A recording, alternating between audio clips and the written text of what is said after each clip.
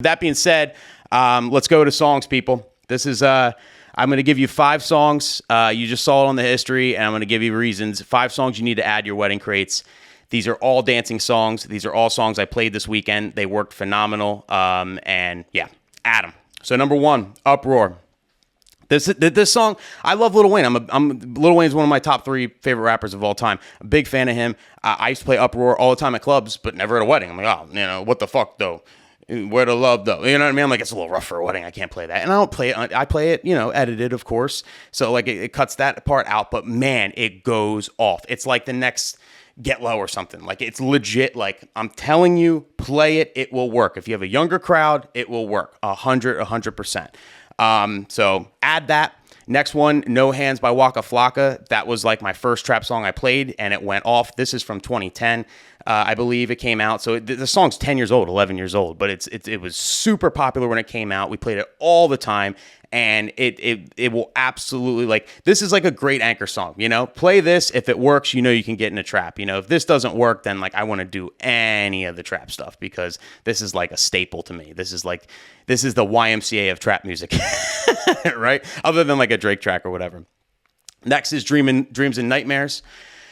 Another one, like I said, I dropped it. You got to know your crowd. It's a long, like the part, like I drop it. I don't drop it from the beginning. Digital Dave like bust my balls because he said, he always drops it from the beginning. Like, how could you not drop that song from the very beginning and play the whole thing through? But like the whole song is like 19 minutes long, and it's just a lot. It's just a lot of like, it's just a lot. So for me, I'd rather just do it, hold up, wait a minute part, right, and goes out. I think it's like a 2-minute rap. So that is a little long. And this is a song you can't mix out of. Like, this is like, it's like Paradise by the Dashboard Light, or I don't know. Like, you know what I mean? You can't mix out of this shit. Like, once you drop it, it's a commitment. You got to play that shit to the end because it won't sound right if you mix it out. And, there's no chorus. It's just him just spitting bars, right? So definitely, know that it's a commitment, know your crowd. But if it's a younger crowd, this song is so huge. This song is so huge, especially in my area. If you're in Jersey, Philly, I mean, obviously they're going to know that. I mean, I think it's a no-brainer. Drop it. It will work. Song number 4. Dance by Big Sean. Mentioned it earlier.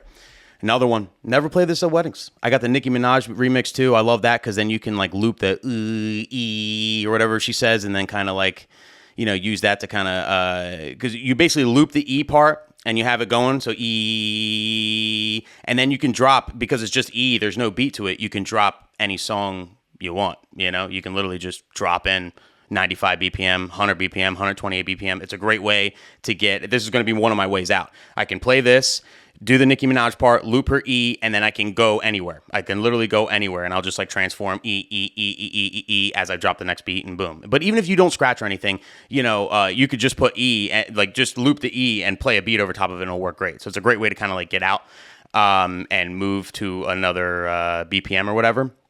But the song itself was a hit. I think it came out in 2012, 2013. Everybody knows it. And again, it's one of those songs I just played at clubs all the time, and I never thought to play at a wedding. I just didn't think it was wedding-esque music. But man, did that go off as well. And when I say go off, I don't mean just the kids dance to all these songs and then like the parents sat down. Like, no, I'm talking like the older people dance as well. The older people are like, you know what I mean? Like, some of them recognize the music, and you know how like older people feel real cool when they like recognize a song, like, or you get that really proud Aunt Beth that comes up to you and is like, I would like to hear Calle Ocho by Pitbull, and she is so proud of herself for knowing that song. Like, you know what I mean? You can tell she's beaming with pride because she knows this song. So she requests it with such conviction. I would like to hear Calle Ocho by Pitbull, and then might throw in another one, and just you could just see anyway. So they knew a lot of this stuff and they were dancing to it. The only one I would say maybe they're not like, they weren't like singing every word to was like the Meek Mill. But, other than that, like literally it's working for the entire crowd, not just the young people. And then the final song I would add is Freaky Friday. This is a newer one from 4 years ago. I think it came out, something like that. It was a hit when it came out. I played it at every Sweet 16, every prom wanted to hear it, every like club, bar, like I played it everywhere when it came out, except for weddings. Because again, I don't know why. I guess I'm stupid. There's so much crossover. It's like insane nowadays. Like I'm literally sleeping on this. So TBD, people. I got a lot. I'm gonna do my research and I'm gonna fill you guys in. But regardless, this worked great this weekend as well. It's a catchy, fun little song, and yeah, add it to your crates. Start playing these songs, people.